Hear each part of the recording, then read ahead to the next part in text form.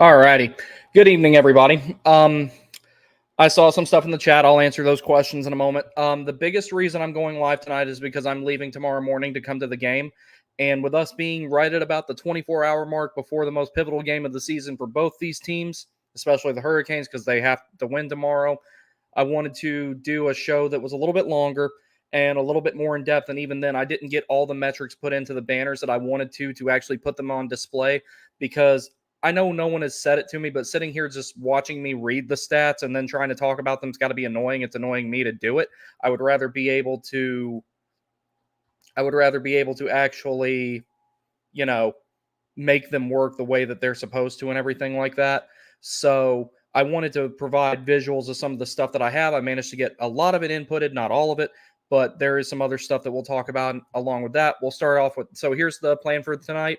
We'll start off answering some chats, and then after we're done with that, I'm going to go into comparing the first three games versus games 4 and 5 on the metrics. We'll take a short break, and then sometime around 8 o'clock, we should have a couple of guests in here from our normal reoccurring friends at the Caniac Report and Caniac Sessions. So there will be a couple of breaks tonight. This will be a relatively long show, and it will be my last one until Saturday, and I'll just go ahead and say it. I will see you on Saturday. So let's go ahead and get in here and look at the chat first. Travis C., what's up, man? Surprised to see you on today. How's it going? Everything is good. Yeah, since I won't be able to record tomorrow, since I'm coming down there, I decided to just go ahead and have a show today where we can go ahead and talk about, Game 6 and everything, and we can, really get into depth and look at it. I actually had way more stats that I wanted to put up with I figured out how to use the little banners here. They work basically just like how I show off the chats and everything like that. And I can actually display a lot of the information that I want to talk about. So that way it makes a little bit more sense and it's easier for the viewer to keep up with instead of just hearing my stupid ass ramble about stuff. BTS says hi to Travis C, and Travis C says hi to BTS. This guy right here, don't listen to him. Let's go Canes. The game should have been today. Yeah, for my own selfish reasons, I'm glad it wasn't, because had it been today, I might not have been able to make it down for it. But luckily I will be able to. Yeah, I'm disappointed the game went today. Yeah, I feel for you guys, but I'm glad I get to be there, though, because, if this is the last game of the season, which is a distinct possibility, albeit I don't think that's going to be the case. It was going to be the last one I was clearly going to get to go to, so just hope the Canes put the extra time to good use. I'm very concerned about Game 6. We're going to talk about that. I was at first, too, but I think that we're actually going to be in a good spot here because they did practice today. I'm hoping that they'll do a morning skate tomorrow. We'll see. More time. Yep, more time for the Canes to rest and practice. Yeah, but I mean, they earlier in the series, they weren't doing morning skates. They weren't doing, they weren't having practices as frequently as I thought they should, and I think that kind of bit them. So we'll see if that continues. BTS says, I can't stand here long because I'm about to go out to eat. Yep, that's all good, buddy. The recording will be here for you when you get back. All righty. So I'm going to go over here to the banners, and I'm going to start highlighting some things here that I want to talk about where I'm comparing how the first three games went versus how games 4 and 5 went, and how they've been on paper night and day differences for the Hurricanes, but in a lot of ways they've been exactly the same. So the first thing that I'm going to talk about here, through the first three games, total shots on goal, Carolina had 129 and the Rangers had 87. No, you're not misreading that. When we see games where Carolina absolutely peppers the net with shots, it's kind of daunting how quickly it adds up over the course of more than one game. So additionally to that, and I'm going to make a bigger point with this later, you guys have heard me talk about Carolina and the war of attrition through speed. And one of the ways that I can put that on paper and kind of illustrate it is with talking about shots on goal per period. So the next three things that I'm going to show are shots on goal per period for games 1 through 3. So Carolina 36, Rangers 35, pretty close there. Second period, Rangers have 39 versus Carolina having 29. And as you may remember, Carolina's had a couple of rough second periods, especially at home. So the shots on goal there are pretty indicative of how the periods went as far as second periods go in the first three games. Third period, Carolina 36, Rangers 21. Now, one of the reasons I want to highlight that, war of attrition through speed, Carolina, when they start taking over games, they can have games like they had in Game 5 where the third period they were incredibly dominant. Moderately dominant for the first 10 minutes, but then after that they just took over and they dictated everything. I've also, just for the heck of it, because it could be a factor again tomorrow night, 1 overtime shots on goal, Carolina 11, Rangers 9. 2 overtime, Carolina 5, Rangers 2, but the Rangers made good on their overtime opportunities. Face-off percentage from the first 3 games, Carolina 55.73 versus Rangers 44.27. Face-offs are something that were kind of uncharacteristic in the last series. Carolina appears to have gotten back to it with winning a lot of face-offs, even though in Game 4 they got absolutely dominated in the circle, but we'll get to that. Now, here's where we had a problem at. That number is not good. Being 0% on the power play is unacceptable. It doesn't matter who you're playing against, whether it's the Rangers or not. New York had an outstanding power play percentage of 42.86, 4 conversions on 9 attempts. That I said in the beginning of when I did the series preview, if you can keep the Rangers power play under 25%, or I'm sorry, under 20%, Carolina wins the series in 6 games. Not only has Carolina not kept it under 20%, the Rangers have had it almost or over twice that. But there will be a contrast to that once we get to talking about games 4 and 5. Block shots, Carolina throws a lot more at the net, so it's to be expected the Rangers would have more shots. In the first 3 games, they had 71 total blocks, and Carolina had 64 total blocks. The Rangers are not spending as much time in Carolina's zone, but they do make the most of it when they're there. And Carolina's cleaned up a lot of what they were doing in the defensive zone, and the penalty kill looks a lot better. Those things have to continue. And once I start inviting my buddies on here, we're going to talk about the potential impact of Brett Pesce coming back and how I think that that's really going to help out the team. Hits, Carolina has actually been a little bit more physical. If you take Jordan Staal out of this equation, though, Carolina is getting pushed around a lot more, and they're the one taking more of the hits. A lot of the hits the Rangers have taken are for sake of making plays. But in this particular case, Jordan Staal has been the biggest factor here with making sure Carolina matches and a lot of times exceeds the physicality of the Rangers. So taking that into account. All righty. So now we're going into Game 4 and Game 5. Total shots on goal, Carolina 59 to 46, so not disproportionately as much of a margin as the first 3 games, also accounting for the fact that 2 of those games went to overtime, 1 of them to 2 overtimes. First period shots on goal, you'll see it hangs pretty heavy. Carolina with 19 versus the Rangers 17. Second period, much improved for Carolina in games 4 and game 5. 22 shots on goal versus 18 to the Rangers. And then third period is where you'll start seeing a little bit more of a difference. I think as the series goes on, should it continue after tomorrow night, this will continue to have to be the case for the Hurricanes to have a chance to win. Carolina 18 to the Rangers 11. Where the Rangers have been much more dominant in games 4 and 5, they have controlled the faceoff circle primarily in game 4, and that's why those numbers are so lopsided. Carolina did have the advantage in game 5, and they played to their strengths with that and had a lot of possession. The faceoff percentage there definitely helped. Power play, here's where something was finally different. Carolina is only 10%. They've converted on 1 for 5. The Rangers have had 4 chances on the power play and not converted on any of them. And like I said, if you can keep the Rangers power play under 20%, great. But 0 is even better. I do not expect that to continue throughout the rest of the series, but as long as they can continue to limit it as much as they can, then they still have a fighting chance to win tomorrow night, plus they're going to be in our house. Block shots, Carolina 34 to the Rangers 41, so those numbers are relatively similar. Hits, again, staying pretty close. Carolina 51 to New York's 56. Now, here's where we're going to talk about a little bit more nuanced stuff. So first thing I'm going to show here, and I'm going to bring it back up in a second after I'm done with all these just to make my point about some stuff here. Total goal differential. Carolina 16, Rangers 15. That was not in Carolina's favor until they won the game won game 5. Goals, let's see, 5-on-5 goal differential. Carolina has 11, and the Rangers have 9. And now I'm going to go back into the possession metrics here. All of these possession metrics are 5-on-5. I don't mess with Corsi, Fenwick, or anything like that in anything other than 5-on-5. Reasons being is 3-on-3 and 4-on-4 are incredibly rare situations. Penalty kill, one team's on the power play. Of course, they're going to have a much higher Corsi. That's only natural. They're going to have a higher Fenwick. That's why I don't particularly look at those stats in that case. I definitely take a look at expected goals in those cases. I didn't have time to get those metrics input, but I'll pull them up and read them to you to get to what I'm talking about with a lot of this stuff. So everything here is on a scale from 1 to 100. So however much is left over is how much the Rangers have. But from Carolina's standpoint, they have a 57.5 Corsi, 59.16 Fenwick. Shots for 58.51% of shots in every game. Let's see. I'm sorry, that's 59.16 shots for, 58.51 expected goals for versus goals for of 53.05. So, or no, I'm sorry, goals for 53.05 out of 55, which is 1.95 above expected, but that's over the course of all 5 games. Scoring chances for versus high danger chance for versus high danger goals for, 55.32. 55.56, 72.73. So basically all that's saying is that what we usually have happen. Carolina dominates the possession game. Carolina spends a lot of time in the offensive zone. Carolina, however, does not make the best of a lot of the opportunities that they're given.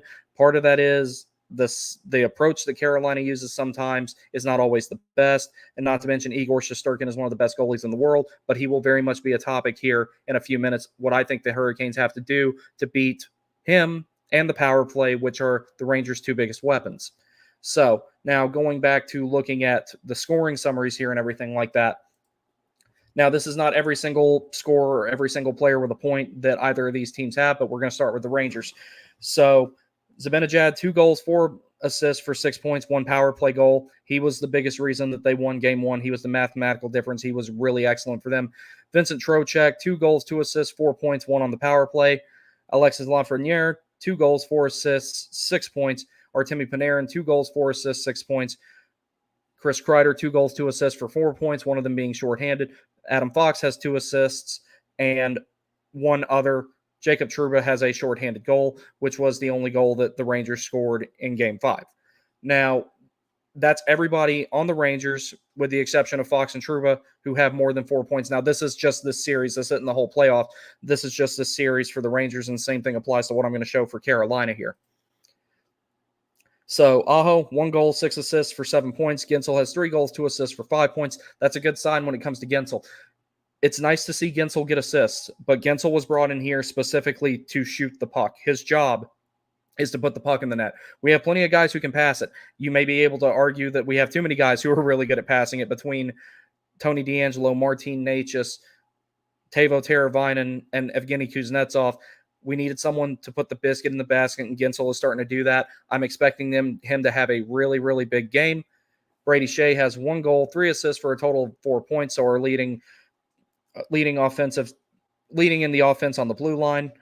Evgeny Kuznetsov, 3 goals, 1 assist for 4 points, despite being scratched for a game. Keep that in mind. Dmitry Orlov has 1 goal, 3 assists for 4 points, and 2 others to watch. Jordan Martinook, who had a very important goal the other night. Keep an eye on him tomorrow. And Martin Necas, who had the empty netter as well. So ultimately what it comes down to with what I'm trying to get at with that, the Rangers have a very, very powerful top 6, like we've talked about. That's where basically all of their scoring has come from. The Hurricanes have a little bit more of a score-by-committee capability, and so far the Hurricanes have actually goaltended by committee, even though Kochekov has only started 1 game. I expect that we will see Freddie Anderson again tomorrow night. If Carolina manages to get through this series, Kochekov needs to start either game 1 or 2 just to give Freddie a rest, in my opinion. But we'll cross that bridge when we get there. Now, the good thing about Carolina getting as far as they have in this particular part of the series, this is where you still have to look at things one shift at a time, but you can start looking at big picture items. So we're going to get into those here in a moment after I pull up game day tweets and see if there's any additional lineup changes to what I saw earlier, and I want to verify that everything that I remember is correct. Until then, though, we'll go through some more of the comments. Matthew Brown, I was ready for our season to end in game 4, but it has gone from we're done to buying more time to suddenly, holy crap, we're back in the fight. 1 shift, then 1 period, then you win the series, boys. Yep. That's what you got to look at it as. You know, for you to get to, and my buddy Griff was saying this on Caniac sessions, and he was absolutely right. For you to get to game 6, it has to be 3-2. There's literally no other way it can be done. So Carolina is in the exact same position now that they would have been if they had won game 2 or game 3 or game 1. It's the exact same. It's the count is all the same, 3-2. So that being said, a lot of people are still already writing the Hurricanes off, even though they're the only ones who have won a game decisively in this entire series so far. Now, that being said, I expect the first period, the Rangers are going to throw everything that they can at us tomorrow night. So let's see. BTS Not the Band. I got to go. Hope you're on when I come back. Yeah, this is going to be a pretty long show, so I imagine I might be, and I'm going to take a couple of breaks during this, so because I'm going to have to walk my dog for the night and all that, and I got to pack for tomorrow too, and I'm going to have guests on here and everything like that too. So let's see. SB, unfortunately, Canes rarely bring physical play, and I think that hurts him in the playoffs. Spetz is about the only other player really bringing it. Yeah, Jordo's been bringing it too, though. Svechnikov's got to keep up the physicality, because physicality with him eventually leads to scoring, and we need him to start scoring. Everybody in the postseason now for Carolina has a point, including Kotkaniemi. So tomorrow night, the first period is going to be very telling, but I'll get to that here in a little bit. Thayer Kraft, welcome back. If you're Rod, who do you start in net? I honestly see the pros of starting either goalie. Tough spot for sure. Right now, I'm going with Anderson. The reason being is because this is a situation where experience trumps youth, and I think that he'll be the better guy for right now, because right now it's 25-meter target. You got to get through the game tomorrow, and if you get through the game tomorrow, you got to get through the game on Saturday. Then you can think about giving Kochekov another look.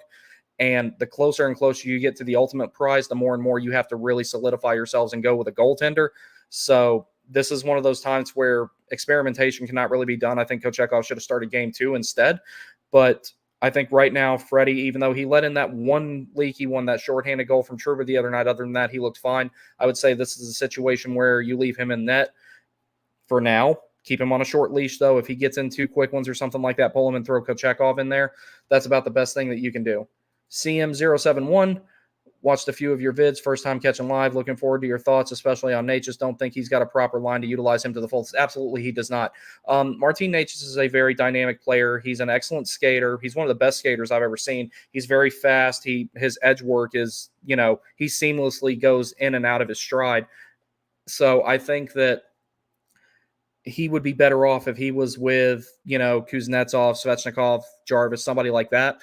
But for right now, he's relegated to the role that he's relegated in, and that's part of the reason I don't think he's going to be here next season, especially if Rod is still around, which I'm really, really thinking is going to happen. So we'll see what happens with that, but I think he's being utilized incorrectly, absolutely. And if Carolina does manage to get through this series, I'm going to talk about some potential line combinations I could see that I think might be better than what they're doing right now. But the thing about these line combinations, and I'm going to go to it more in detail, when you look at them on paper and it's translated into being the case on the ice, they're not matchup friendly, and I think Rod did that on purpose. Reason being is because, 1, Carolina had to win at least 1 game on the road, and 2, the forward lines are out of whack without Jesper Fast. And as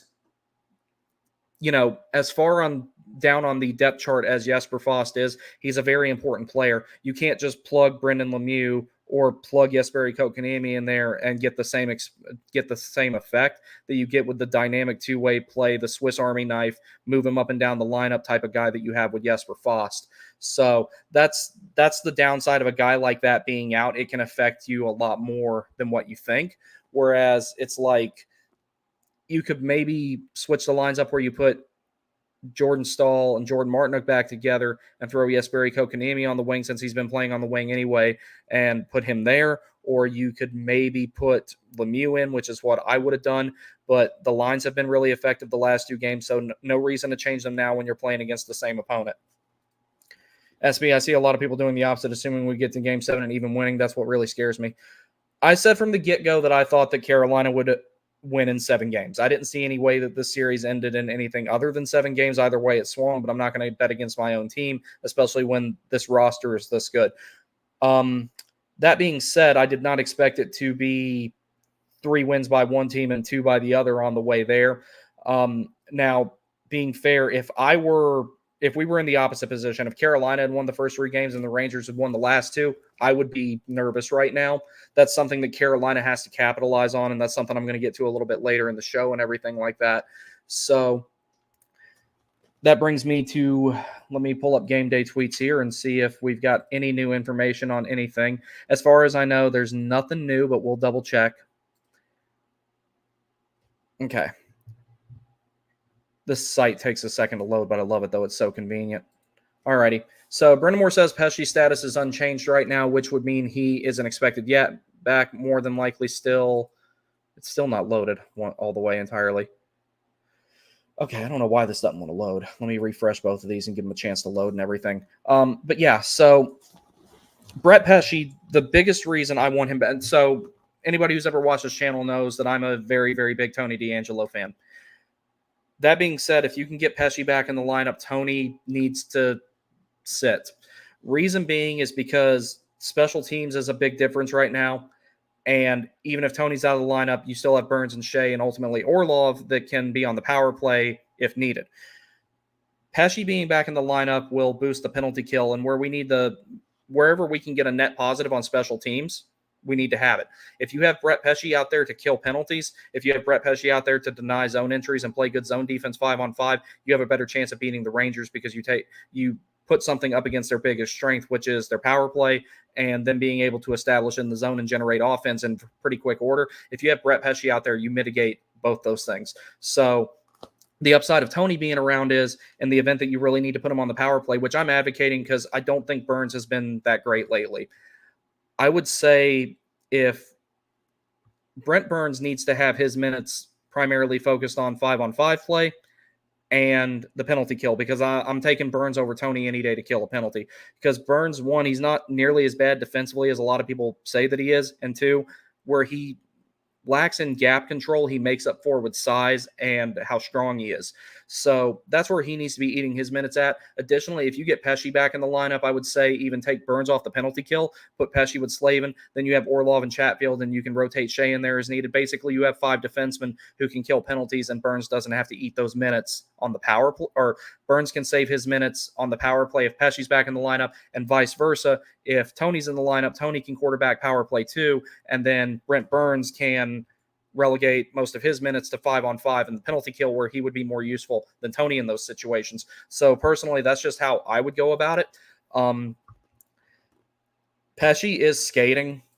I don't think we'll see him before the end of the series. Like, it's a possibility though, because from now until Saturday evening, should Carolina make it that far, is quite some time. So let's see what we got here. So Brendan Moore, from Ryan Henkel, Brendan Moore says Pesci's status is unchanged right now, which would mean he isn't expected back yet. More than likely still out for Game 6. Okay, so we figured that. Walt Ruff says, here's the power play units. Currently, power play 1 is Aho, Gensel, Jarvis, Svechnikov with Shea.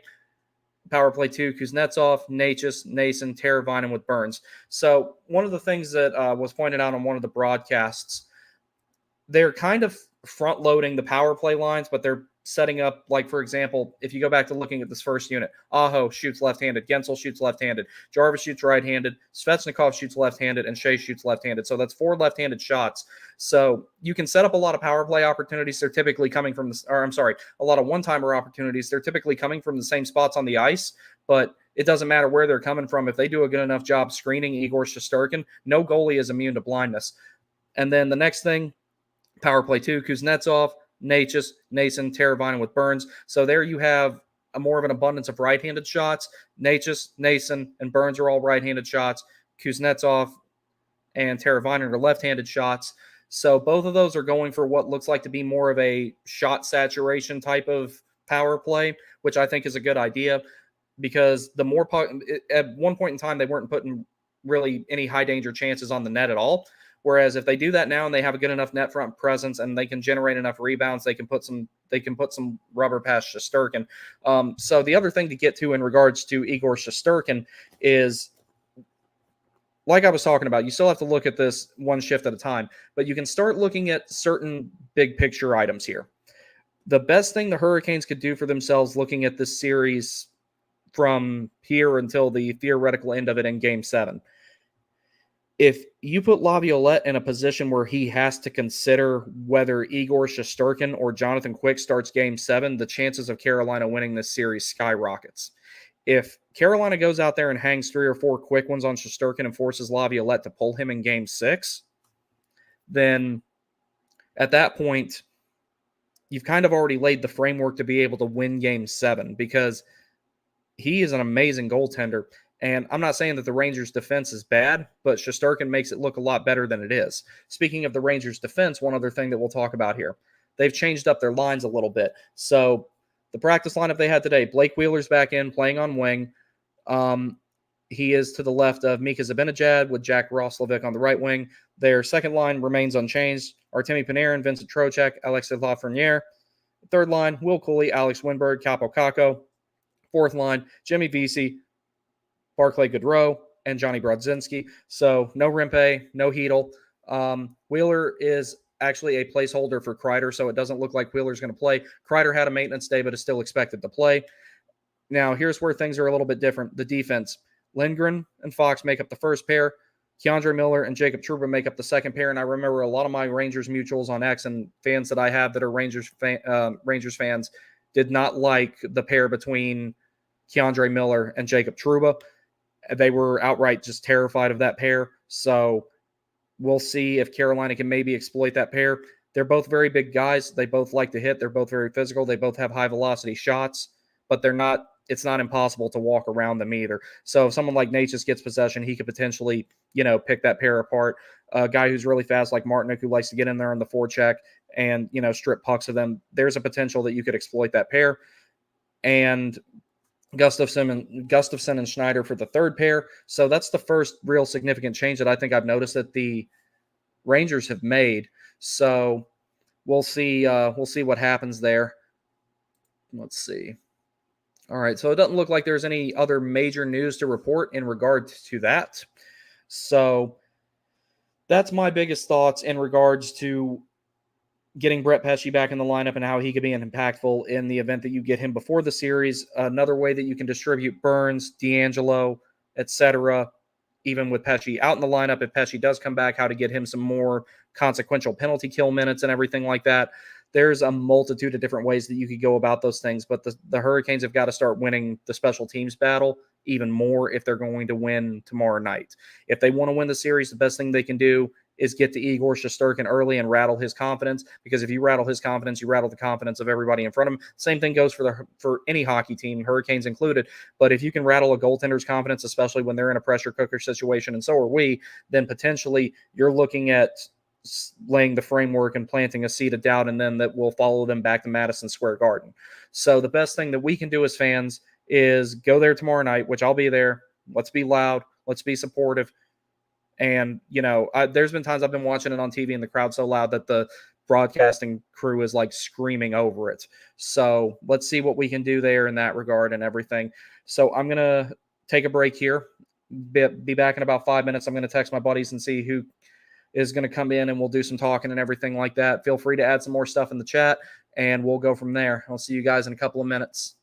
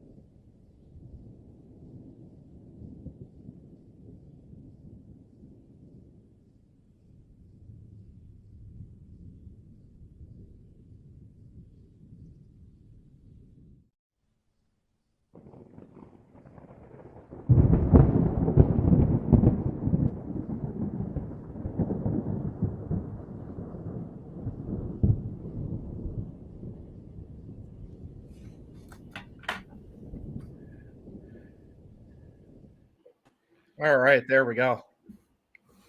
What's up? Hey man, how you doing? Doing well. How about yourself? Good. Looking forward to tomorrow night. Yeah, you and me both. You and me both. Yeah, absolutely. No, I'm really excited about it. Did you get to watch the first part of the show? If not, I can tell you what I went over so I we can did. hear your thoughts on it. Okay. I did. Yeah, I would So, like your thoughts on whatever topic you would wish to discuss. yeah, right on. Yeah, so soccer practice was canceled tonight because of the weather. Rain. So I Yeah, was it's doing able the same to, thing up here. I was able to chill and and listen. So, agree with it. Mhm. Most everything you said. Um, I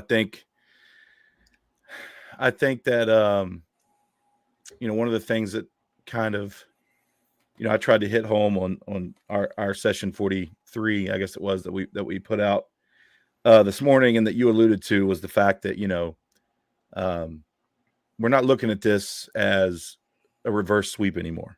Mhm.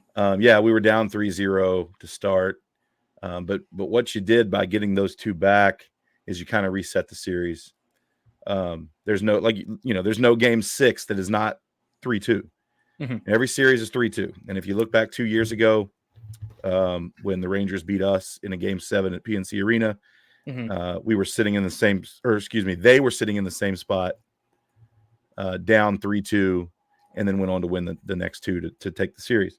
Mhm. So, I'm done with this whole, it's only happened 4 times in history.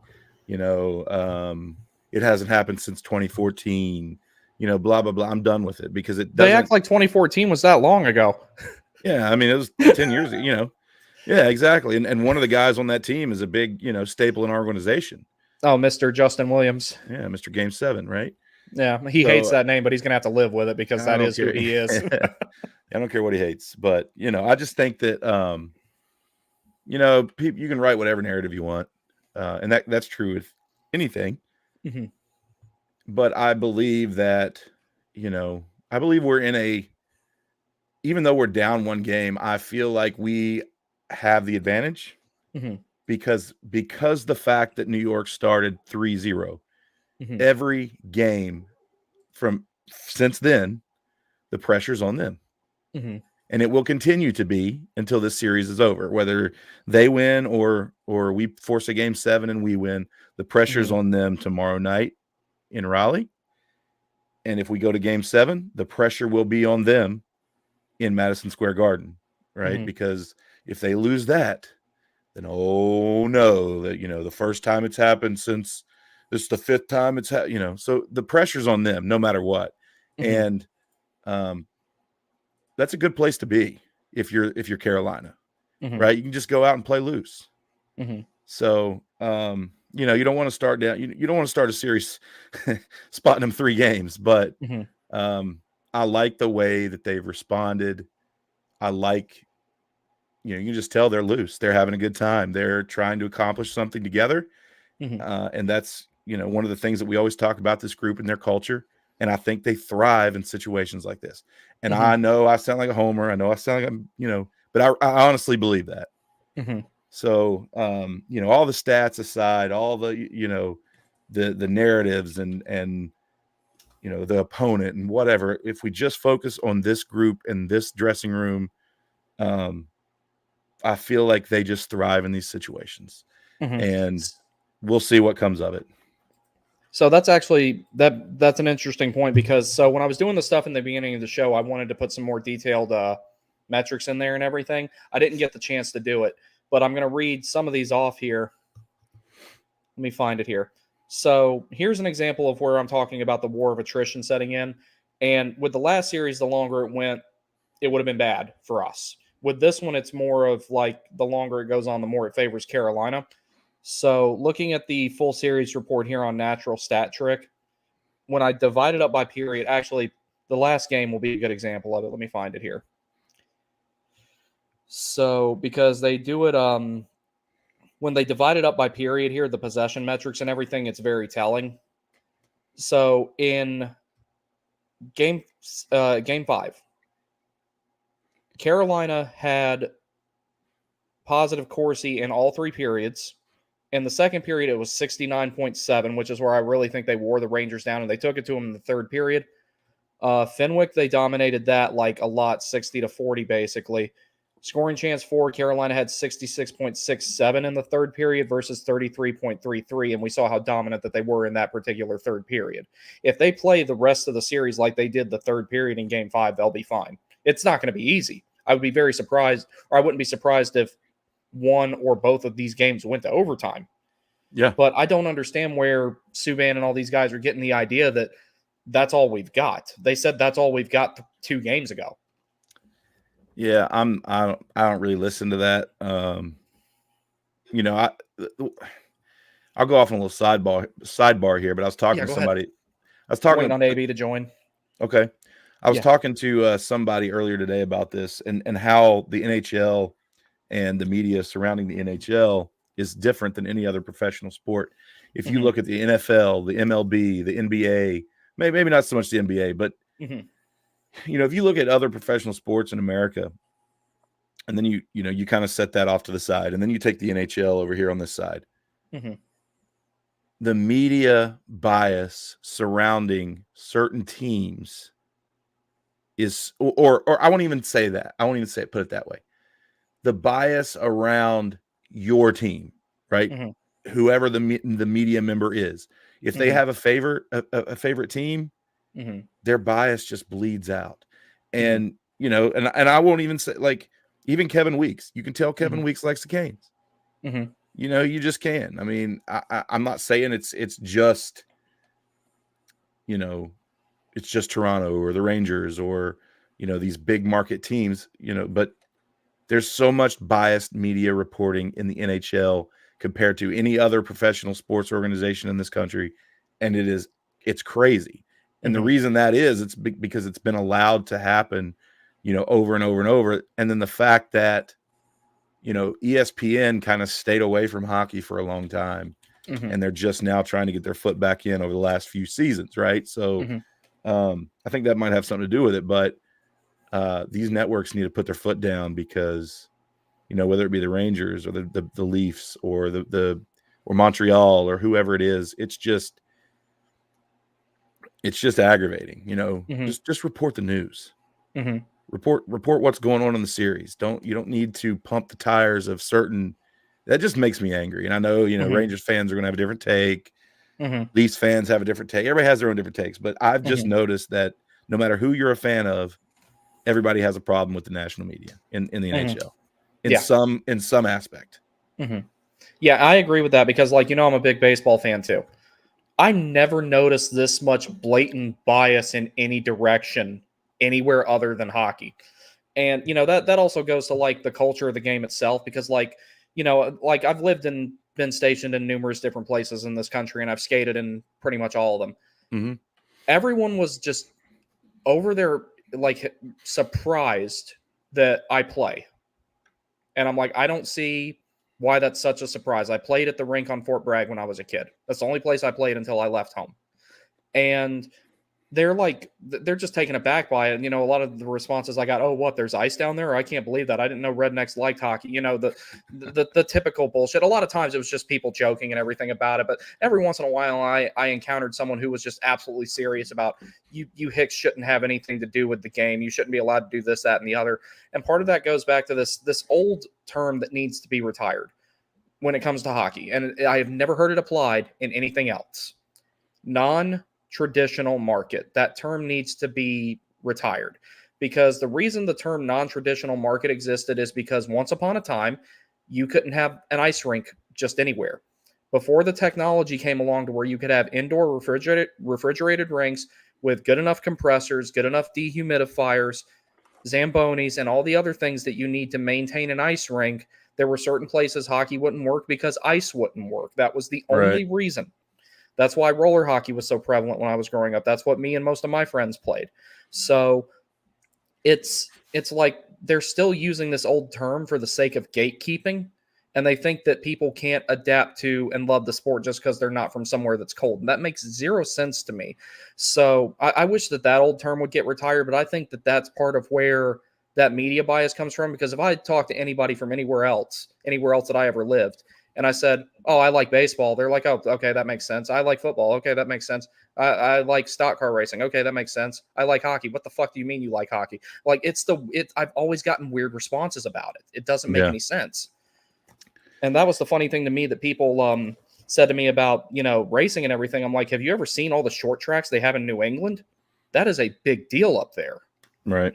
So it's like, I don't know. It's just in hockey, it's just this, like you're saying, this weird bias It towards is. certain markets. Which I is why I don't see tend it. to just, drown it out. I enjoy, seeking and finding my own coverage, Mhm. and try to provide it a little bit too, which is one of the reasons I like, got into podcasting and all this stuff. But, Mhm. back to the game though, I think, I don't even remember what we were talking about before we went off on that. Oh, we were talking about how we were kind of done with the whole narrative of Yeah, the Carolina Hurricanes can't win this series, even though they just won 2 games in a row. that's right. We're being invaded. Oh, well, look who it is. Hey, buddy. It's me. How you doing, It's your pal? co-host, Gryffindor. We will additionally be joined by Sam Driscoll here shortly. He said his back hurts and he needs to lay down. Yeah, that happens when you're carrying the canes on your back. Yep, that's what he does. I think that's what we all do.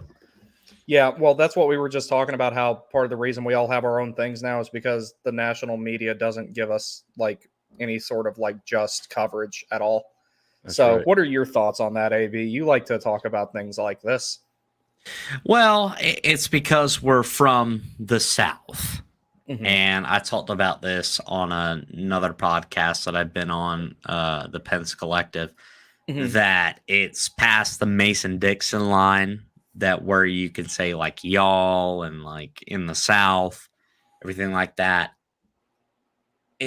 It's weird to me that Tampa obviously gets the publicity that they have because they've won back-to-back Stanley Cups, Mhm. and I believe back-to-back in the past 5 years.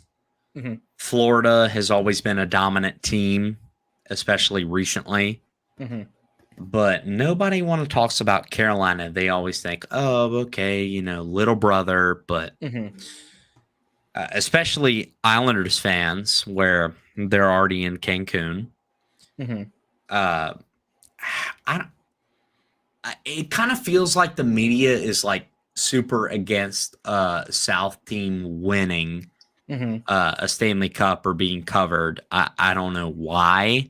Mhm. They probably don't think it's a hockey town because, I mean, before PNC was built, NC State, which I'm a huge fan of, Mhm. played basketball at Reynolds Coliseum. Mhm. And they already had Carter Finley, which is where their football team plays, and they had it Mhm. for years. But now it's called, when it was built, it was called the RBC Center. Yeah, I remember And that. the Hurricanes were built, not built, were put into it as well as NC State. Mhm. And then NC State's just been terrible for the past like 20 years, my whole life until this year. But the Canes have slowly turned it into their arena. Mhm. So I just don't think that the media wants to cover the Carolina Hurricanes and obviously how they tailgate, because I'll be quite honest that no other team in the NHL tailgates like we do, and that dates back to 30, 40, 20 years. So Mhm. it's just disrespectful, but I mean, they'll Mhm. find out here when we win the Stanley Cup. Yeah, well, Ooh. that's Let's ooh, win game 6 damn. first, AB. Yeah, okay, buddy. Yeah, we baby steps here. All right, we'll get to some of the comments here. The bias is irritating towards Southern teams. However, I can't help but point out that most Canes fans have never played or skated in their lives, as where up north it's more common. That's true, but that's also changing now. They've done a really, really good job to make the youth hockey programs down there better. And the reason I know a bunch about the youth hockey programs down here, or down there is because when I was working at the Pure Hockey in Sterling, a lot of times the junior Canes came up here, and the junior Canes came up here to play against a lot of the teams up here. So I got to talking to some of the parents there and everything like that. And they've done really well with improving the selects and the junior Hurricanes and all that, because you didn't hear much about those programs a few years ago.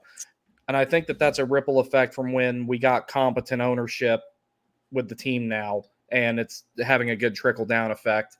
So let's see. I just think, wait. Hold up. All right, there we go. All right, Griff, go ahead with what you were saying. Samuel. Everybody, welcome to Sam. Hey, I was just how's everyone? Hey, good. I was just going to say that I've never played hockey, right?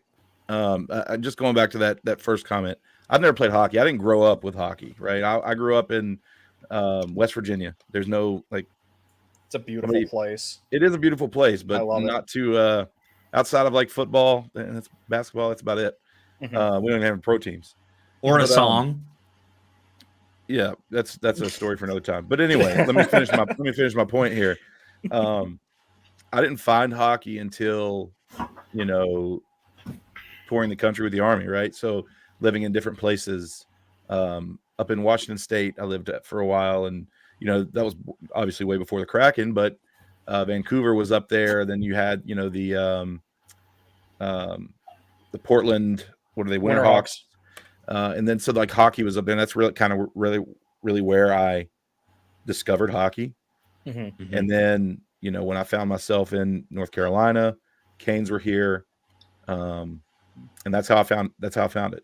But I would argue that that's with any sport. It's not just hockey, right? So there's plenty of people that enjoy football that never played football. There's plenty of people that enjoy basketball that never played basketball. I think the problem is, and I don't even know if it's a problem, but most of the media members in that cover the NHL are former players and a lot of dinosaurs, guys that played back in the 80s, right? But then you look at other sports, and you've got a lot of media members that are just straight journalists that really never played professionally. I mean, they might have played college ball or, just grew up around the game or whatever. But I think that's the stark contrast, mm-hmm. right? Everybody that's part of if you look on the TNT panel, everybody up there is a former player. I mean, you could argue Biz is not really a player, but he's up there, right? That's just my take on it. That's just my. What's funny about that though? The goalie sitting at the same table as him on TNT had more points than he did. I like Biz though. I do. I mean, he pisses me off sometimes, but damn, he's himself. You know what you're getting. He's an asshole to everybody. So that's. Oh no, I got it from him directly. I know. He let me have it one night. But yeah, we'll go through some more of the comments here, and then we'll talk about some more stuff. And one of my favorite Rangers fans is actually in here. Don't be too mean to him. Oh, is that the guy that I met? No, this is a different guy. They like me for some reason. I get irritated seeing a lot of trash takes from ignorant Canes fans who may love the game but just don't have firsthand knowledge. Okay, the easiest way to spot the person with that does that, the one that immediately says that Dylan Coughlin should be in over Tony DeAngelo. That's the quickest way to figure that one out. Because I can't believe there was people actually saying that. Like you said, Sam, Dylan Coughlin is Tony DeAngelo if he couldn't skate. That's literally all he is. And he's below average when it comes to he'll still skate circles around pretty much anybody I've ever played with. But in the grand scheme of NHL players, he's a little bit better than Pat Maroon when it comes to skating. Dirty Al. That's my buddy. He's an idiot. Oh, okay. I was like, what the hell was does the Dirty one, Al mean? Griff, the last one we talked about on our session. Yeah. He was like, oh my God, we're going to lose after the Trouba goal. And I was like, dude, it's on Brandon's channel. Go ahead, say whatever I you said, want. dude, shut the fuck up. It's not that big of a deal. I mean, it's only the second period. It's not that big of a deal. You got a new name, buddy. What? He's Pardon? dirty. You got a new name. Well, that has nothing to do with hockey. That has to do with libations and having a good time. What it has to do with? That's your new name. Yeah, a that's your dirty new name. owl. It's been I'm that. changing it in my phone right now. That's Oh. that's my next step. Well, Brandon's sitting with me, and this I will say this guy has like been so pessimistic, like especially when game 3 happened. We're gonna lose. It's done. It's over. Just started having tears in his eyes. I was like, dude, it's not that big of a deal. Worse than Sam? I don't want to Sam? do it. But all of you, each one of you, said it was over after game 3. Yeah, but we didn't cry about Prove it. it. I No. didn't see your face. Prove it. And in my defense, I'm the one who said I'll see you Thursday, You did. You had the best outlook of all of us. I thought. and mine still wasn't that good, to be fair. And Hey, you know look. who's sitting with me Thursday? Other than me, No, you were sitting with me Thursday. No, I was way gonna to say run a if you joke. invited someone else, that's fine. I don't care, but Hey, I but got look, the ticket. real I quick. ain't paying $500 for a damn ticket. Hey, real quick, Sam. I'm not responsible for anything I say within 5 minutes of a loss. Remember that. That does not represent my true feelings. To be fair, after Sam was not here, I let loose a few expletives in my living room on my own.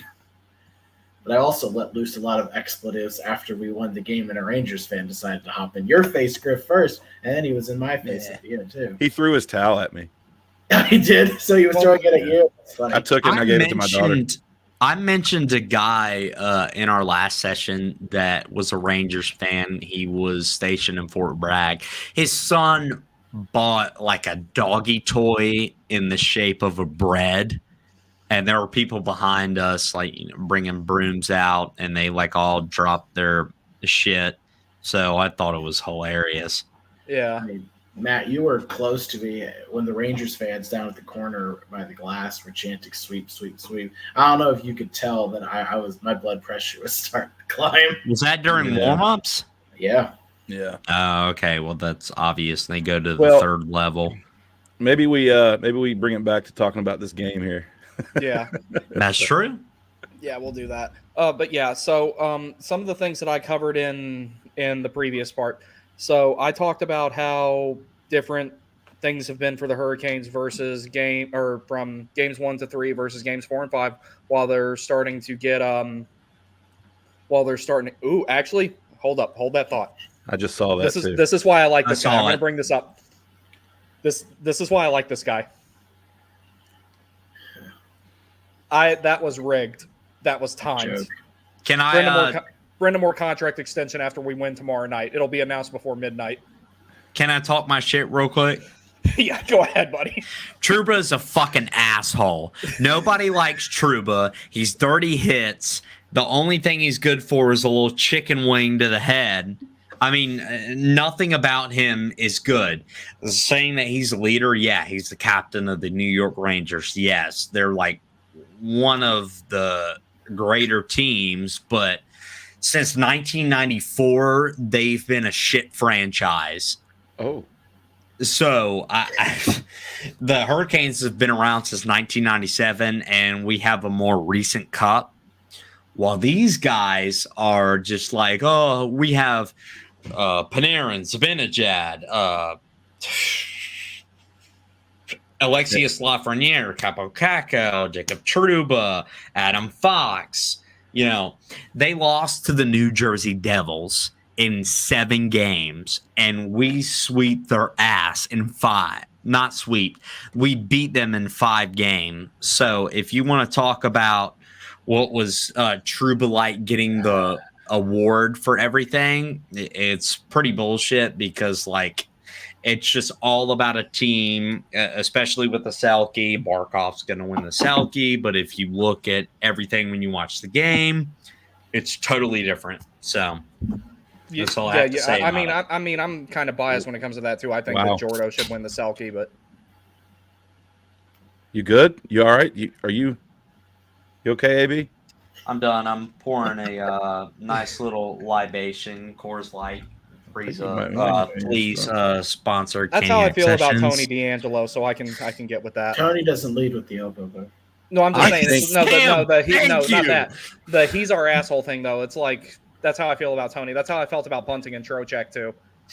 I To be think honest, at times I wouldn't mind someone who led the elbow. And Let Gryffindor talk. But, you know, so.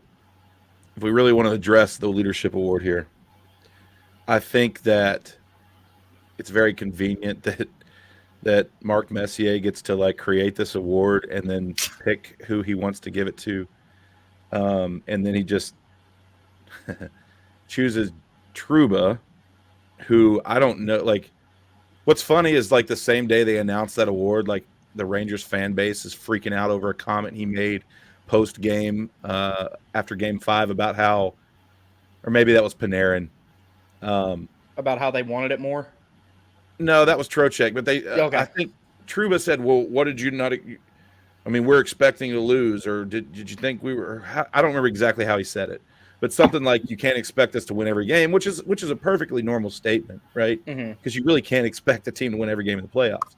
But to just kind of like a lot of the fans I saw that were just kind of mad the way he said that comment, like basically like they were expecting to lose. And I'm not sure somebody as a captain for any team should stand up there and say, like, you've got to be able to spit out some jargon to kind of talk to your team through the media, right? A lot of times we see Jordan Stahl do that, or Rod will do that, and other coaches, right? So say anything, say something, even if it's bullshit, other than, well, we kind of thought we were going to lose. What, like, is I don't know. I just don't think when Trouba was announced as the captain of the Rangers, last year, it blew me away. Couldn't believe it. Anybody would be more of a leader, and maybe I don't know. Maybe I don't see what goes on in that franchise, but that's just the timing of it makes you raise an eyebrow, and I just think it's crap. I'll say one more thing, and I'll be done. Mark Messier wouldn't be shit if it wasn't for Wayne Gretzky. But Mark Messier's a good hockey player. Yeah, I mean, I can definitely see where you come from. He wouldn't have the point totals that he'd have without Gretzky, but I still think he'd probably be a Hall of Famer and everything. Yeah, if you but took like him out of the equation. he wouldn't have successful as a career without Wayne Gretzky. No, I absolutely agree. I'm not going to shit on a guy who's won a cup. I mean, I think he's a classic dude. I don't have any problems with Messier. Well, you shit on Rod. No, I had some genuine criticisms of Rod. And I think you did too, AB, and so did Matt, and so did them. You guys came around a little later. But, I don't have a problem with that. He's a coach. Messier is not a coach. He's just a commentator. I think he's been pretty respectful in this series. Yeah, he's going to like the Rangers, but for having a bias, dude's admitted he loves Aho. I mean, I'm not going to – I think Messier's a good hockey player. I've never had any problems with Messier. No, he's been a good hockey player, but – I just think his commentary is a little biased is all, and it's really bad when the Rangers are in the equation. I even noticed that last year when the Devils and the Rangers were playing in the playoffs, it was like what balanced it out was the fact that PK used to play for the Devils. And so it's like you're at least getting a decent amount of like somewhere they found some impartiality between the two of them to analyze that series. After Game 2, PK said it wasn't over yet, and PK turned out being right. Now, whether he did that on purpose or not, I don't know. But he's also saying that we're not going to win Game 6. I don't know who's going to win this series, but I genuinely believe with all my heart that Carolina will win tomorrow night. Otherwise, I wouldn't be driving down there if I didn't think they could win. Yeah, I agree. I think the bigger question mark is in Game 7. That's going to be a toss-up. I truly believe we're taking Game 6. Maybe I'm wrong. I don't know. That's just my thoughts. I think once Game 7 comes around, should Carolina win tomorrow night, that's when everyone's going to have the same equal amount of nerves, equal amount of pressure. It's best of one at that point. So one thing I was talking about in the event that we do get that far, Brett Pesce, we will probably not see in Game 6. Theoretically, we could see him in Game 7. Now, here's two things to consider with that. One, I think if you get Brett Pesce back in the lineup, you take Burns off the penalty kill and put Slavin and Pesce together, and use that to try and nullify the Rangers' first unit. And then you can use any combination of Shea, Chatfield, and Orlov for the rest of the kill. Because we remember when that pair, when they first broke into the league as a pair, Pesce and Slavin, they never put up any points, but you never got past them. Yeah. Mhm. I think that would be a good time to let Burns or concentrate his minutes on the power play, because Tony won't be in the lineup anymore, so he'll need to be there. And let Burns have a lot of minutes 5-on-5. Might be a little bit better for him to not skate as much. And then you've got Pesci doing what he does best, which is killing penalties, denying entry, and blocking shots. Mhm. That's personally what I would do. What do you guys think? I would say that Burnt, the alpha male of our species, is, man, he's 39. He's obviously taken a step back, and that's obvious. I'm missing Pesci was a huge blow to our lineup, but I will say Tony D'Angelo has really stepped up and really done his job. It's just one of those things where, you know, with Pesci, you never want to see a player go down. But Burns is on that top line with the best defensive defenseman in the NHL, Jacob Slavin. And I feel like with Rod's system, it's offensive defenseman, defensive defenseman. I think that. Go ahead. I think that if you can get Pesci back, great. I'm not sure you insert Pesci into this series, even if it's a game 7, even if he's, even if he can play. I believe that I'm assuming nobody's 100% on this team right now, but even a 95% Tony D'Angelo, the way he's been playing this series, for the majority of the time, gives you more than a 50% Brett Pesci. I don't know. Go ahead. I don't know what his injury is, but as far as the penalty kill goes, like you were saying, if Pesci would solidify that, but I'm not sure, given the sample size, especially since New York we've killed every penalty since game 2. Yeah. So if you stay with what you've got working right now and just get through this series, if we were able to move on and you can get Pesci back, then great. But my personal opinion is just ride with what we got going right now, because it's working. Yeah, my thing is, if it ain't broke, don't fix it. And when we saw the Rangers in 2022, analysts talked about that Tony was a little bit more aggressive. He wasn't on his game. Again, struggled on the power play in that series. He just looks a lot more calmer than 2022. And I think that, he understands that in New York, he is going to be the villain. But I think he embraces that, really. Yeah, he embraces and he's really that kept role. his head. He's kept his head in the series. Yeah, he's done some chirping, and I'm not going to lie. Everything that I've heard him say on the microphone, I have died laughing at. I think he goes up to Ray Ferraro on purpose so that the world will hear what he has to say. I will fight you anytime. Go polish that fucking bowling ball at intermission. Yeah, the thing is that when he drops the gloves and he faces somebody besides Rempe, and Rempe is like a damn giraffe who can't skate. Only reason he's out there is because he's 6'7". He's done his job. He knows that he's not a top defenseman, and he's embraced the role with Brady Shea, and he's not being too aggressive. He's staying home. He's doing well on the back check. He's doing well on the forecheck. He just has embraced his role, and I don't want to put Brett Pesci in a situation where, hey, you have to win this game and him not be over 60%.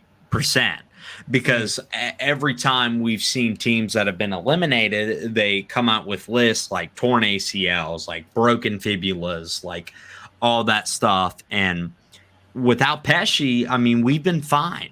We got our group together. Everything has been meshing. So if it ain't broke, don't fix it. Hey, AB, you're breaking up, buddy. Well, where did I break up at? You were saying something and it just started doing the thing. You sounded like a transformer. Well, I hope not. I will say, if it ain't broke, do not fix it. Mm-hmm. He's done All a right, great job. We'll get to some more of the chats here. Flavorless Mage, they should get Kevin Weeks at the table with Messier. Yeah, I think that would help. And like some people have said some stuff about like Kevin Weeks trying to be another Stephen A. Smith. I don't feel that way about it. I think Weeks he's fine. I don't want Stephen A. Smith anywhere near hockey, and he made his opinion about hockey abundantly clear anyway. Let's see. Burns is still a stud. Yeah, he is. It's just if he wants to keep playing, I think that he's got to be open to ending his Iron Man streak next season if he wants to finish out his contract. I don't think he should do 82 again. I really don't. Like, what is he, Brandon? He's just made some uncharacteristic like decisions and mistakes, in this series, and really even. I mean, I know that a lot of people thought so in the Islander series. I didn't think he was that bad, but he's made some pretty glaring mistakes. Yeah, Griff, I just think it's Brandon. What is he? The alpha male of our species, but even they get old. They sure do. Yeah, like I love Burnsy, but it's like next season he's got to be open to the idea of playing less minutes. Yeah, and not playing every single game. That's the only problem. It's nothing against what he's capable of. It's just he's at the point in his career. Granted, he got to it later than most people. I know, buddy. You like Burnsy too. My dog's whimpering with me talking about Brent Burns retiring. Is that Frank? Yeah, it's Frank. The little one's in there barking at thin air. Oh boy. But yeah, so Burnsy, it's not a factor of whether he can do it; it's how often he can do it. Is the point that he's at. That's the only problem. I think if you win a cup, I think you have to, look at Burns and say, what's the point of you playing your last year? Go out on top. It's not like we don't have the capability to replace him. We have the discount version of him that we had before him. We can put him back with Slavin, and then we're good to go. All right, boys. I gotta head out. Don't mean to interrupt, but I'll. Oh no, you're good, buddy. Brandon, I'll see you tomorrow. Griff, Sam, and I'll talk to you guys later. I will see you tomorrow. Later, buddy. Peace. BTS, good to have you back. Yeah, we told you it would be a long show. Supposedly Lavie is putting Trouba back with Miller. We're not thrilled about that move. Yeah, we were talking about that earlier in the show. Actually, I'm personally, as a Hurricanes fan, actually thrilled about that because that's a pair Carolina could potentially exploit. They're very, very physical. If they do line you up, you will get hit, but you can get around them. Are you still doing a pregame show tomorrow? No, I will not. Tomorrow, what my plan is, I'm going to get up at about 6:30. I'm going to drop my dog off at boarding, and I'm going to try to get to RCI in time to play pickup, and then I'm going to get ready to meet up with everybody. So about the time that I'm off the ice, Griff, is about the time you'll be off of work. So I'll be good to go around then. You're skating down here tomorrow. I'm going to try to if I get there on time. Okay. Yeah, RCI's got pickup at like 11:30, so I'm going to try and make that because if I get on the road early enough here, if I get past Quantico before I see traffic, I get behind an 18-wheeler, I put the cruise control on, and I'm good. I burn like maybe half a tank of gas in the truck if I do that. Likely a Game 7 coming. Yikes. Yeah, that's what I've thought from the beginning. I think a Game 7 will happen. Who wins that Game 7 is where I will say it's a photo finish. I want my team to win. But I am not going to sit here and definitively say that they will because both these teams are way too damn good. The Game 7, I think, is what both fan bases deserve. I think the way these series has gone, the games have been tight, they've been close. Ironically, the funniest thing in the world is the most lopsided game was in New York and the away team won. So, you got that going for you, I suppose. But it's an exciting series, and that's what everyone thought it was going to be 7, except me. I was wrong. Very wrong. But, I mean, it's a fun series. It's a really fun series. Heartbreak for both sides, frustration for both sides, excitement for both sides. I'm excited for Game 6. It's going to be really loud. It's going to be, the energy in the building is going to be excellent. I've had people texting me saying, hey, you're a season ticket holder. Can you get discounted playoff tickets for us? And I'm like, no, I cannot. The league runs the tickets, not the team. So yeah, we're paying out the wazoo too. Yeah, I was like, I was like, the best you're gonna do is you can use a promo code of mine and yours, and if you want to use SeatGeek or go TickPick or go wherever else, Ticketmaster, but I can't help you, man. It's just, but it's that I love that I'm having people ask because I mean, Matt, I know you've been a fan of the team for a little while, and Brandon too. This team was trash. You know, no one wanted to go. No one was asking you, "Hey, do you have some extra tickets to the game? Hey, you know, I'd like to buy them from you. Oh, you know, let's go to a playoff." You know, you weren't doing that for over a decade. So the fact that people are just that excited about this team, I think, is just awesome. Yeah, because I remember I was overseas in 2012 when they had the shortened season. And I remember the attendance shot back up for a little while that year because we signed Simmons and we signed Stahl, or we traded for Jordan Stahl. And there was the idea that, like, okay, we're not going to be in the dark age this long. And it turned out that we made it worse. Thank you, Jim Rutherford. Rutherford is not the best guy to rebuild a franchise by any means, but he's one of the best GMs you can have at the deadline if you're a contender. He knows how to make deals like that. That's one thing where I feel like Waddell kind of has a healthy mix of being able to look forward to the future without mortgaging it, but also being able to, like he did this season. I feel like the Gensel deal, he got him for less than what a lot of other teams would have. I think he played the waiting game really well, and he had the assets to spend when not much anybody else did. He created a bidding war, and he won. Can I say something about Ronnie Francis real quick? Because I saw something that kind of just made me laugh. Go right ahead. We're part of that podcast network. I don't even know what they're going to call themselves now, but one of the Kraken podcasts on it posted something. It's like, go get Jake Gensel. Ronnie, go get Jake Gensel. Go get Rod the Bod. I commented under it, and I was like, you're not getting Rod Brindamore. Ron Francis does not like Rod Brindamore. If Rod Francis liked Rod Brindamore, one, he would have been the coach of this franchise a long time ago. Two, he would have been in the Hall of Fame by now. And three, it wouldn't be overly obvious that they just don't like each other. We've never done anything since Ron Francis left to be like, hey, it's Ron Francis. You know, the year that we did the Hall of Fame nights when Seattle came in, we didn't say, it's Ron Francis. You know, give a round of applause to one of the greats. Thanks for what you did. Nope, none of that. There is bad blood between the entirety of the franchise and Ron Francis. Rob Brendamore's not going to go work for Ron Francis. They do not like each other. Maybe you get Jake Gensel, but as someone who's had Ron Francis as a GM, I'll tell you right now, that dude doesn't know how to get free agents. He doesn't know how I think Gensel's staying here. I really do. I think it's here at Pittsburgh. He's not going to go anywhere else. I think he's staying here. I think they'll pay him about 10 and a half and keep him here. We shall see. Really, really soon, actually, here within the next 60 days, we're going to know. We'll know we'll know if they sign him. They need to do it before July 1st. Otherwise, if he hits the market, we're going to have to pay even more to keep him, and then we can only sign him for 7 instead of 8. I think they're prepared to pay him what he wants. I think they are too. That's why I'm okay if we lose Pesci and Shea as long as we keep Gensel. I'm good. We've got enough defensemen in the pipe for a while. We're fine there. I'm going to talk about all that, postseason. I'm trying to focus on the Game 6. Got to get to Game 7. Have you sat in 324 before, Matt? You excited for that? I am, yeah. I'm, I'll be That's up there center next ice, year. right? It is, but it's not really far from where I sat the other night. So my tickets for next season are in 323 row J, which is like right against the press box, so you can stand up the whole game if you want, which is like huge to me. I love standing up. But I didn't get those tickets so I'm moving from the lower level up there for next season. And I couldn't get those for the playoffs, so I've just kind of been trying to snipe them as I see them open, and I'll sell my tickets and then buy those and basically break even, just because I enjoy it. Like that's a great spot. I mean, center ice, it's a great view, and then you got the TV screens right above you so the broadcasters can see it, and so like you can watch the game, and then when they go to like a media timeout, or say there's a goal scored or something, you can look up and watch the replay of the goal, right there that you basically be seeing on the TV feed if you were at home watching TV.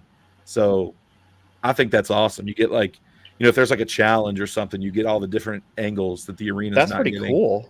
Yeah, I love it. So yeah, because I've never sat up there. Sam was like, "Hey, you should try these seats," and I went up there and did it. And I was like, "Yeah, this is money," and it's like the people up there are great too. Yeah, and I mean it's like 50% cheaper than what I was paying in 115, and I like eventually I'm going to try sitting in the 300s. I've always just sat in the lower bowl since I don't go to that many games anyway.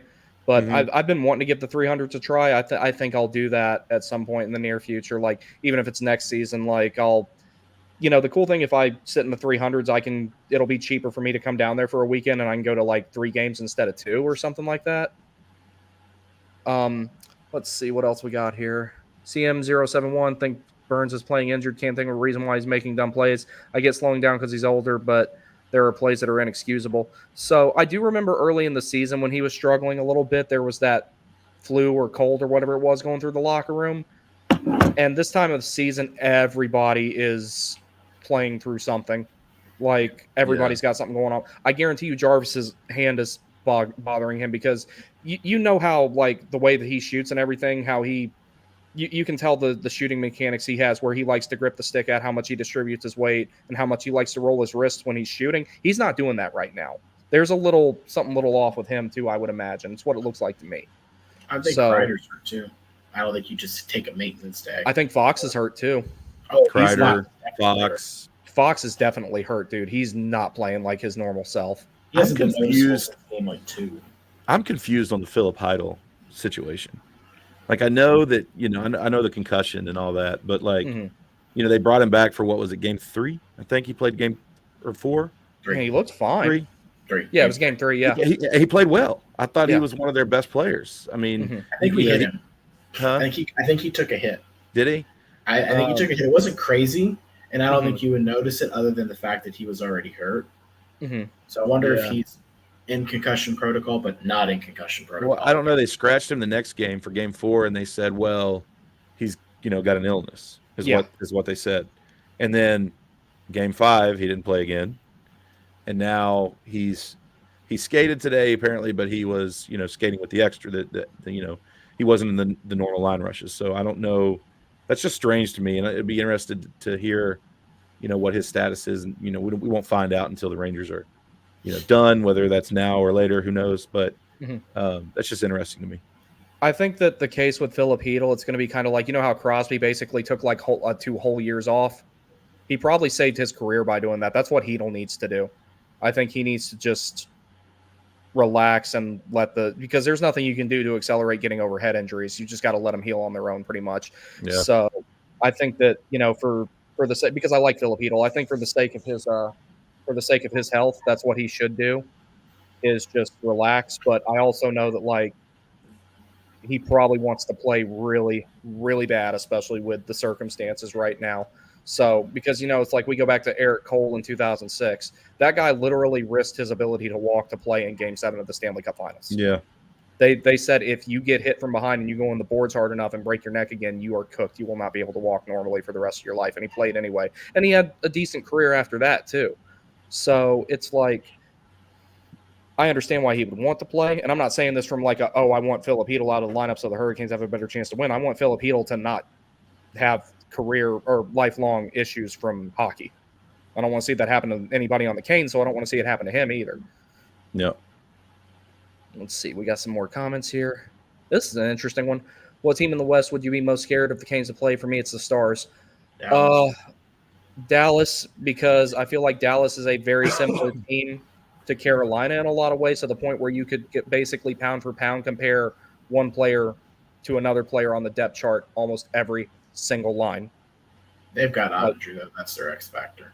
Yeah, absolutely. And Otter's proven to be a really damn good goalie. And Dallas has a lot of my favorite non-Hurricanes. I'm a really big Rupe Hintz fan. I really like Miro Heiskanen.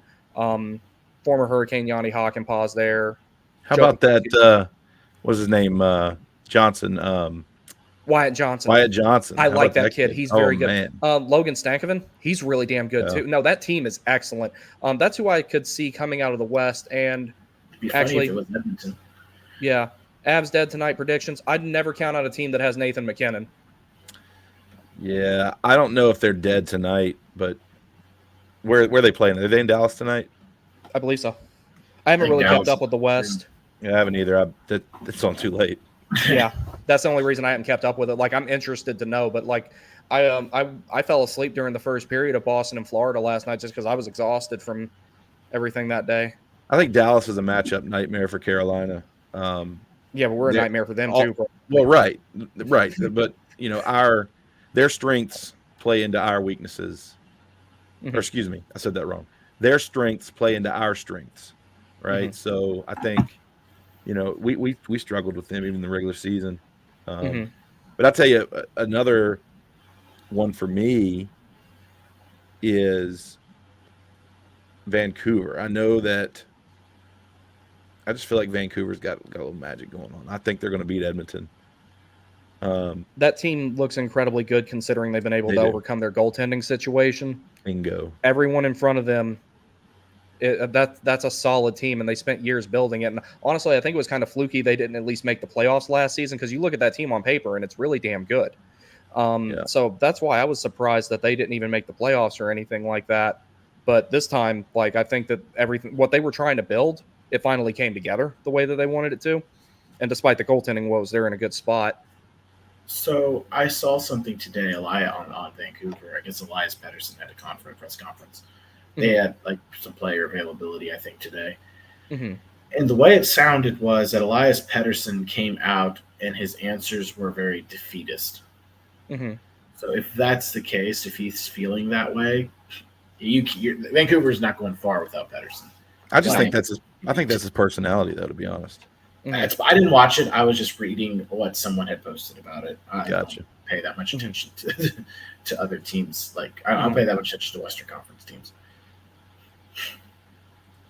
300s are fun. Yes, I will try them maybe later this postseason, we hope. Depends on where you're at in the 300s. Mm-hmm. Yeah. If you're in like the fan zone, like the away team shoot twice end, especially in like a Rangers series or a Boston series, or that it sucks. But if you're on our shoot twice end or up in 323, 324, like where we're at, it's awesome. Yeah, I'd sit up there just so I can like hang out with you guys, and like if I'm not spending the money to sit in the lower bowl, I can at least afford to sit on the end where we shoot twice. Are you going live during the off season or waiting till next season? Yes. So all of us here, we've actually been talking about that. Free agent day, we plan on trying to do something, and draft, we will try to do something. So you will see any combination of us and the other Sam and AB on those days we are planning. So yes, there will be something there in regards to that. Speculated with a buddy earlier, big rumor about Boston and Pasta McAvoy arguing. Can you see a package of Nature's Plus for McAvoy? No.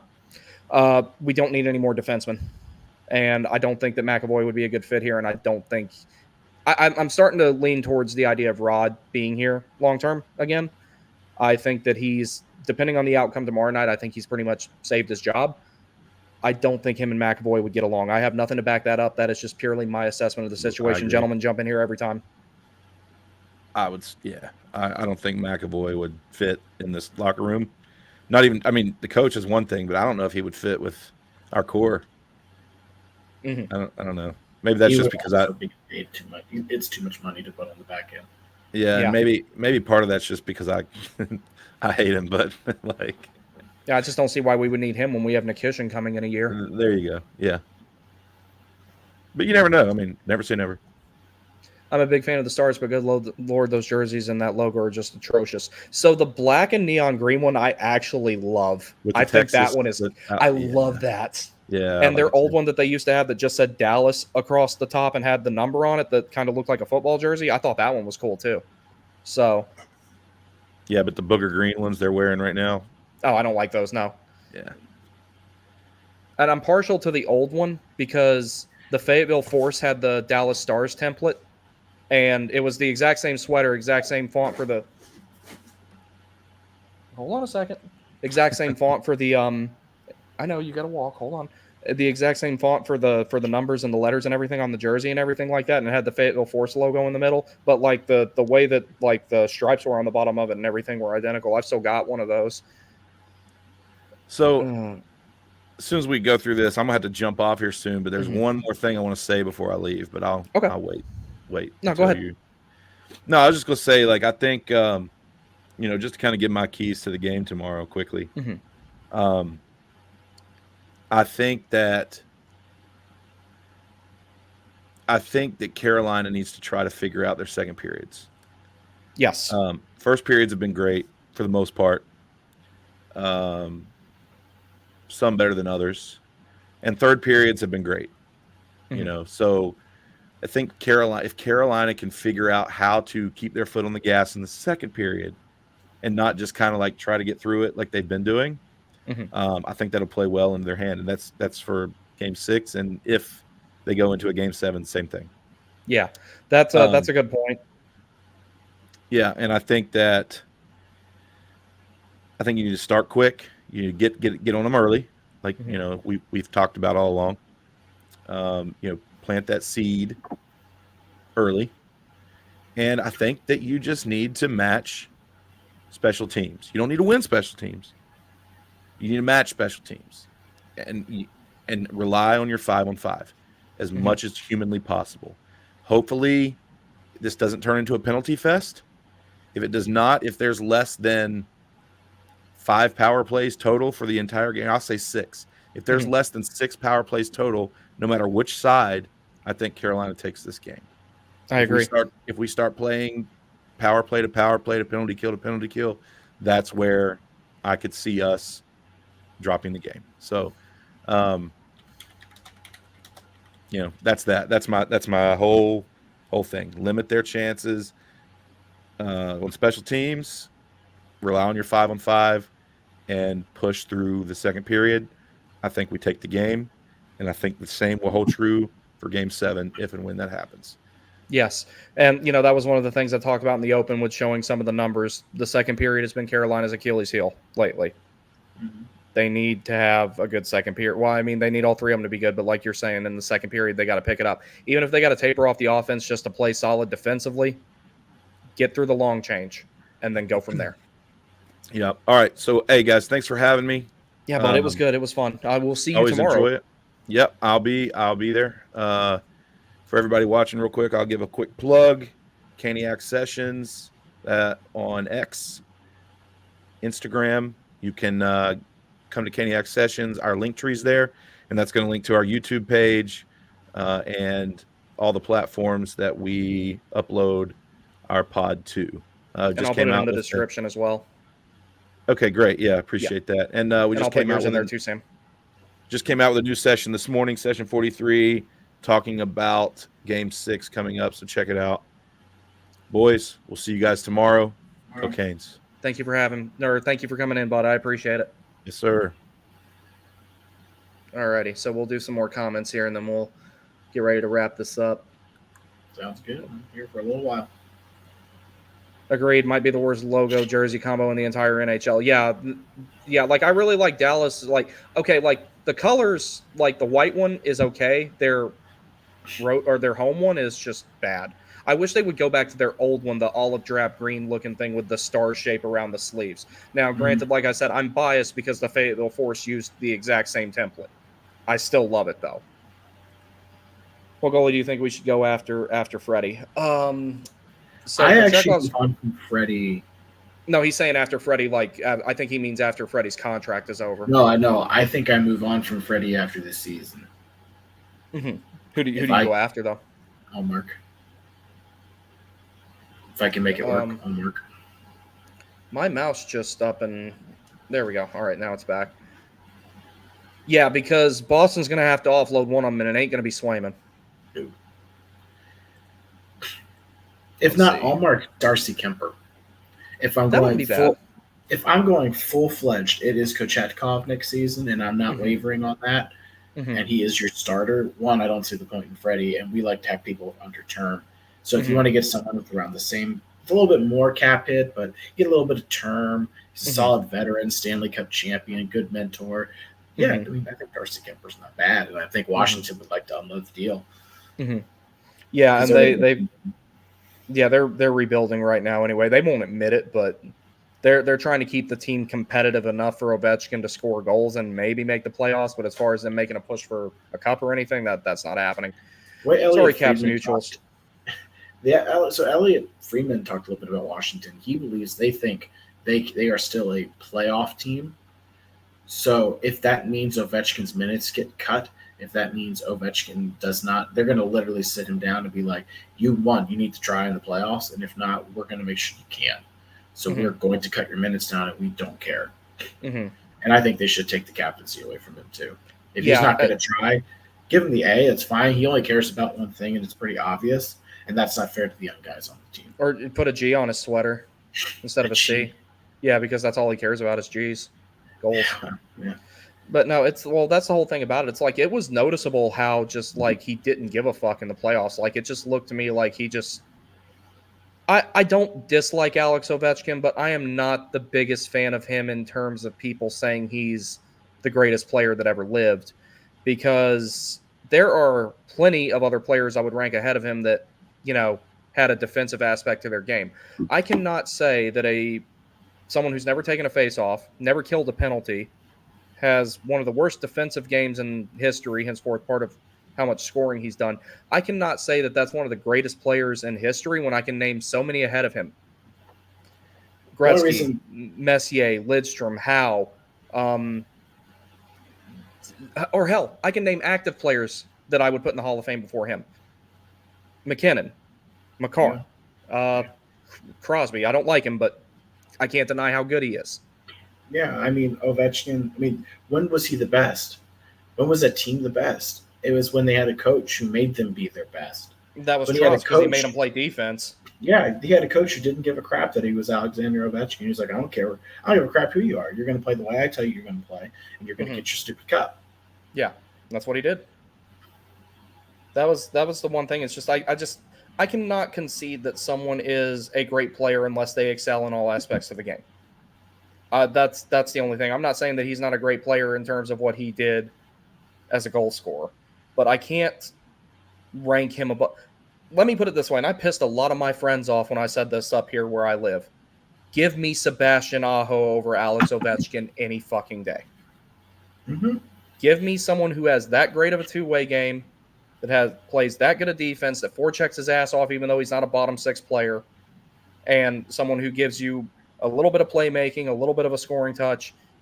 He's a complete player. Give me a complete player like Sebastian Aho over Alex Ovechkin any day, because you can build a much better team around a complete player than you can around someone who, albeit the best one-dimensional goal scorer in history, in my opinion, still a one-dimensional goal scorer.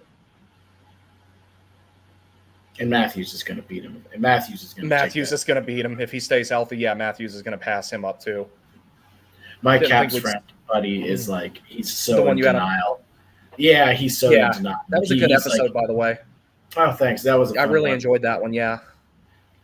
He is in such denial. He's like, Matthews is never going to do it. Matthews is never going to do it. No way, no way, no way. And I'm like, dude, Matthews is scoring at like 70 goal clips now. I was going to say he had 69 this past season, right?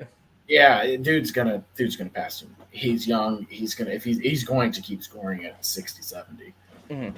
And I mean, part of it was Ovi kind of got screwed by the whole lockouts thing and the COVID thing and all that. And he probably would have passed Gretzky by now if you take those things out of the equation. But it's also like he did that at the expense of not doing anything defensively. So, that's the one thing that there's always got to be an asterisk on it, in my opinion, because, Gretzky excelled in all aspects of the game, and he still put up those types of numbers. So, yeah. I mean, this was a guy they had to make a rule about, like taking penalties on purpose so that he could have more open ice. Yeah. Let's see. Freddie does want to be backup, so if Freddie will probably leave. Doesn't want to be okay, I got it. Yeah, doesn't want to be the backup. Yeah, the one I would be okay with Freddie staying if he did accept, hey, you're going to the backup role, and Coach Chekhov is taking over the starter role, which was supposed to happen between, I can't believe I'm saying this name, Scott Darling and Cam Ward, but ultimately didn't. But yeah, if Freddie transitions into the 1B role and does so, then I'm fine with him finishing out his contract here. You want to know what's sad? What? I defended Scott Darling until the day he left the team. Oh, really? I did, and that's because I played goalie too, mm-hmm. and I just felt so bad for him getting that contract. I mean, the only time I got truly upset was when we let Cam Ward go. Yeah. And that was like, why are you doing that? Darling was not that good. Mm-hmm. You can't expect it to change that drastically next season. Unfortunately, we got Mrazek and Curtis McElhinney, but still, that was a risk. And I didn't like doing that to Cam. I think he's going to eventually be a coach here, though, one day. I could see him doing that, and I hate that he didn't get – I wish he could have been 5 years younger and been on this team that we have now, Cam Ward. Yes.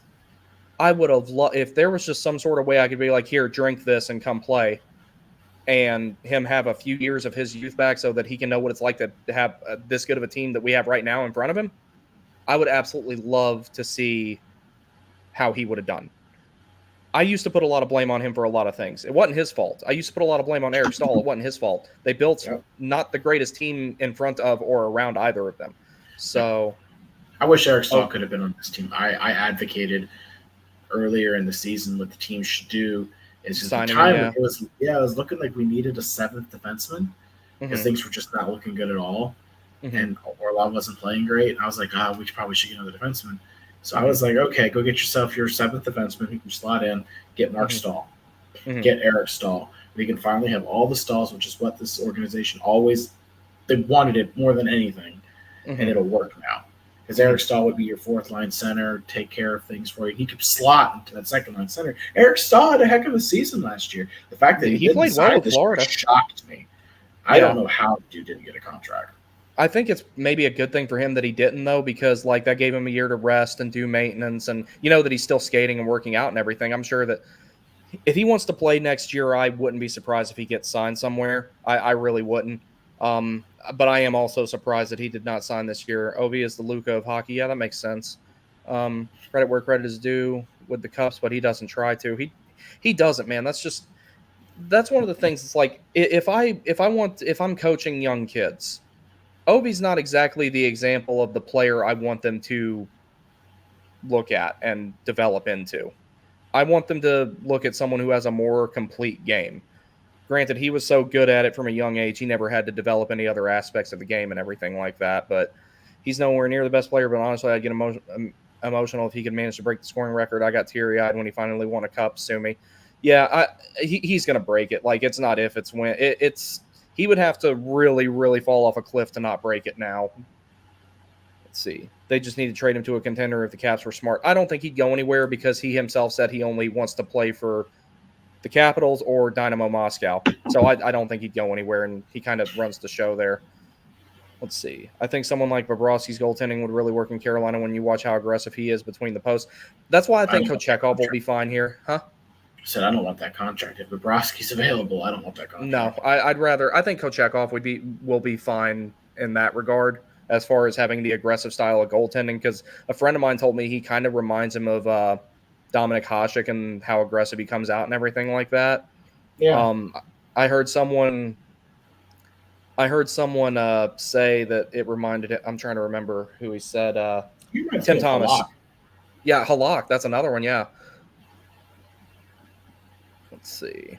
I wholeheartedly feel that Kochekov will end up having a better career than Bobrovsky, plus they have similar games. Yeah, I think Kochekov is going to be, especially with the defense that we have and the defense that we will continue to have in the future once Nikishin gets over here and Morrow develops.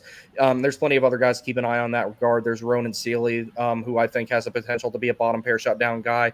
Charles Alexis Legault, I'm curious I don't know much about him. I'm going to do some more reading on him and some more research on him. I don't even really know what his ceiling is. So I don't know much about him, but from what I understand, he's more of the shutdown type of defenseman. And you can never have too many of those because as much as they've been phased out in the league, they're always like kind of a hot commodity trade deadline. I mean, the Rangers went out and got Chad Ruhwedel for a seventh defenseman, and he hasn't skated at all in the playoffs. But having that depth is that coveted. And when you can have it through the organization and through drafting people, it's even better. Yeah, no, I mean, it's true. And I mean, really, at the end of the day, when it comes to, our goaltenders, it's really going to depend because I think a lot of fans thought Nedeljkovic was the guy. See, I never did.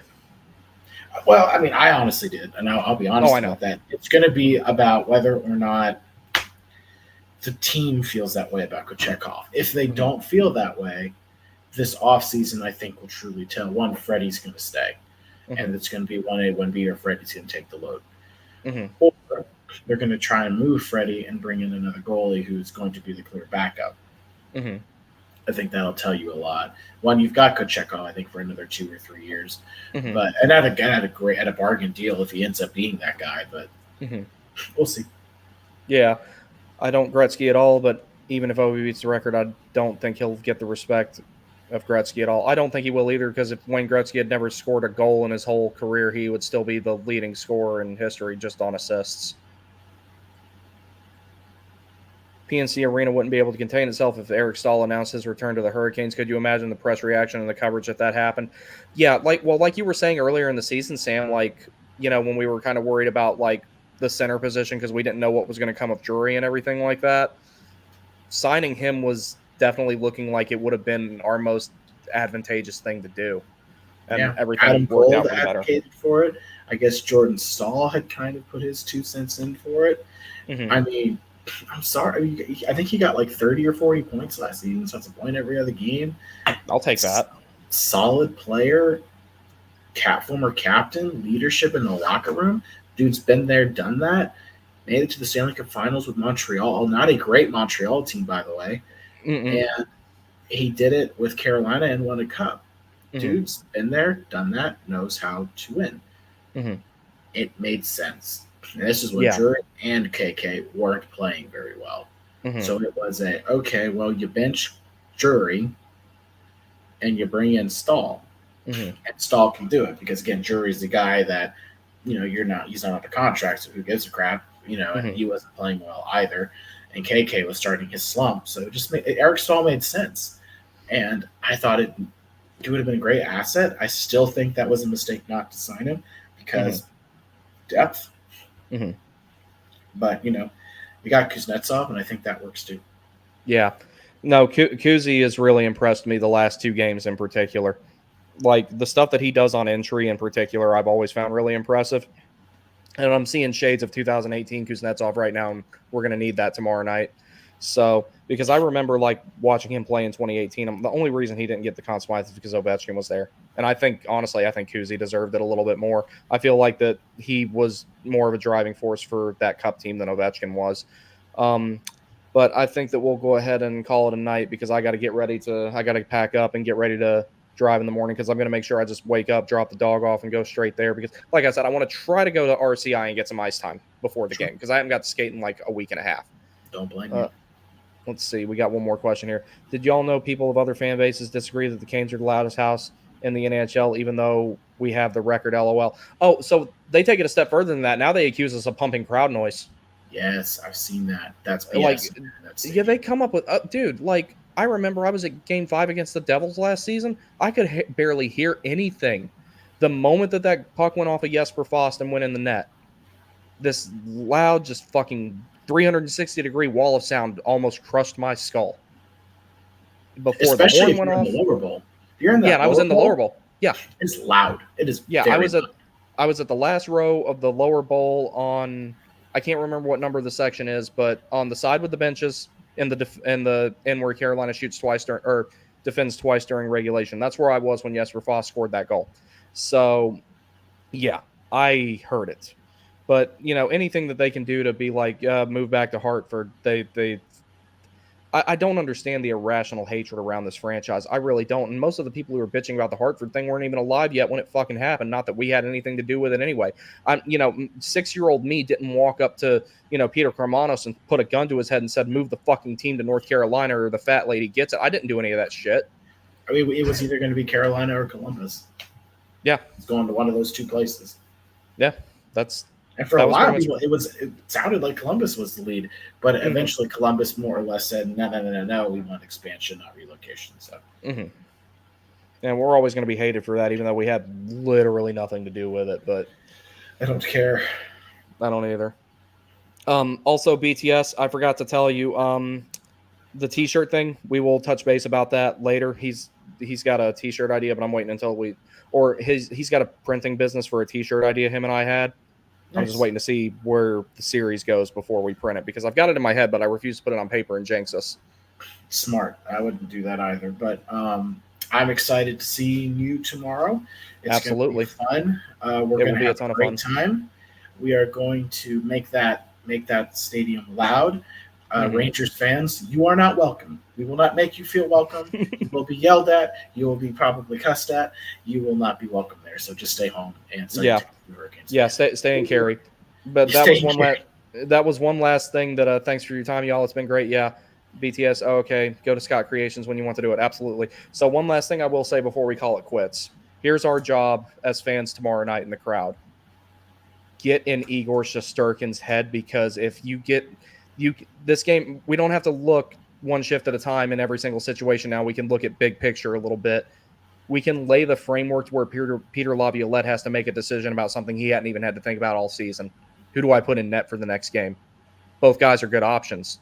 But if you get that team to where they have to think about what goalie they put in, the likeliness of Carolina winning that game skyrockets. Yeah. Look, So Igor Shesterkin, excellent goaltender. I don't believe he has his mental game is not as good as some other. He's not Vasilevsky. No, he's not Vasilevsky is fucking ice cold. He's not even Sorokin. I think Sorokin's an excellent goalie. When he got pulled again in our series, had nothing to do with his confidence or his ability or his anything like that.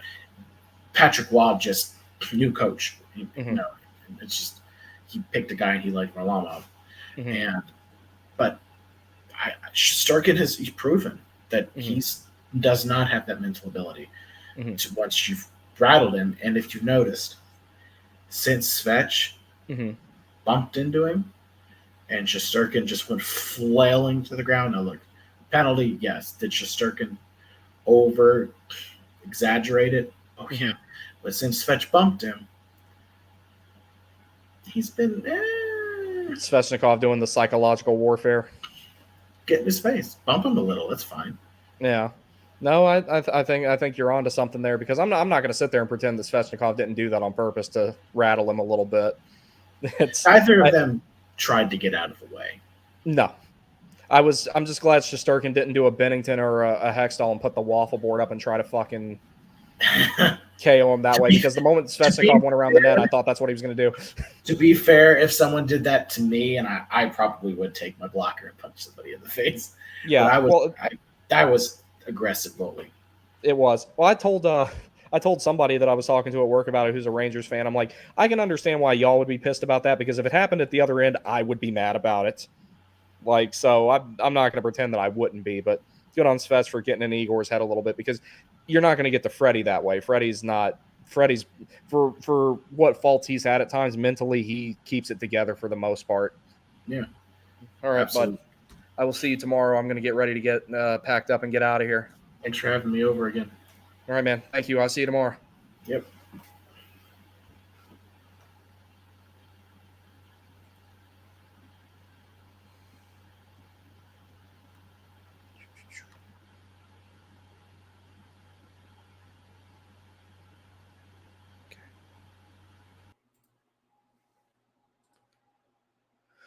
All right, everybody. Thank you for joining us at the game tomorrow night. Best thing we can do is be loud. Let's cheer our team on. Be proud of them that they made this a series, because it did not look like it was going to be one. Now it is. I told you guys. I'll see you on Thursday. Tomorrow's Thursday.